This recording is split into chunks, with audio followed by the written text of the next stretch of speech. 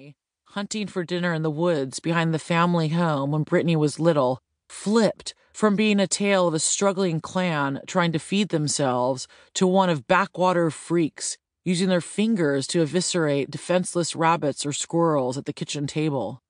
Another article took it a step further, claiming that Britney's uncles dined on roadkill, while a 2008 Rolling Stone cover piece went so far as to quote an unnamed former manager of Spears, who alleged that the singer was the product of some very, very bad genetics. Previously, Britney's modest beginnings had been celebrated. Now they were reframed under the banner of white trash. The term white trash is primarily associated with poor white Americans, most often located in rural and southern areas of the U.S., those who live on the margins of society, largely divorced from accessing political or economic power. Even in articles where the stamp of uncouth hick is not explicitly applied to Spears, it is still implicitly there. Spears has always been like this, wrote another Rolling Stone journalist in 2011. Silly, sweet, humble. She's never been very articulate, but she always tries to be accommodating. The tabloids were Britney's shadow, documenting her every movement, ready to pounce on any possible conceived slip-up, whether that be wearing trucker hats and smoking with an unraveled weave, or emerging barefoot from a public toilet at a gas station in California. Britney Spears' poor hygiene reputation is taking another turn for the worse, website Pop Dirt trumpeted in 2004. Spears' various fashion choices, mainly cut-off denim shorts, a pair of slouchy woolen Ugg boots, didn't help. While her look was common on many young women in the mid-2000s, it was deemed lowbrow on Britney herself, a descent from the immaculately turned-out schoolgirl of her debut single.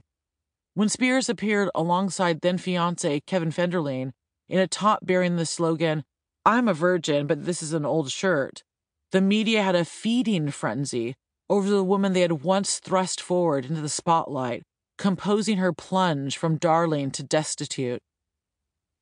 As if to underscore that Britney was just another descendant from a deeply damaged family tree, her grandmother's tragic suicide was hauled out as an example of a seeming predestined mental break looming on the singer's own horizon.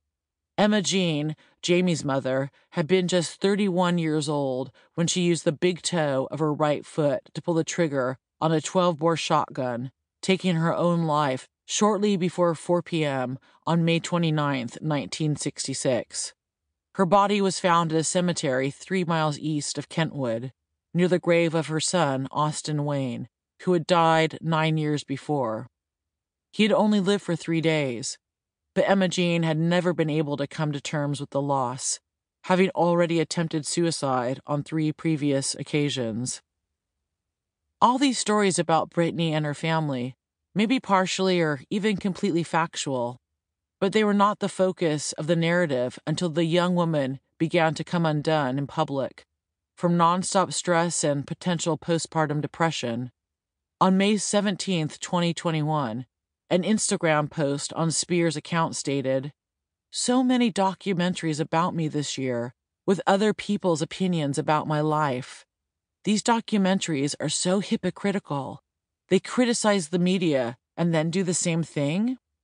No one has to look very far to see that Spears rightly nails the irony and conundrum of being a public figure, the balance between actual news or information and the seemingly insatiable appetite for downfall and demise.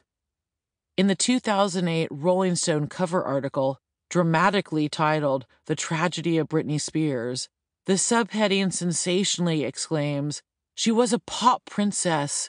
Now she's in and out of hospitals, rehab, and court. How Britney lost it all." The piece goes on to relate an incident involving a fan approaching Spears for an autograph, to which the star responded, "I don't know who you think I am, bitch, but I'm not that person." In fact, Britney had never been that person.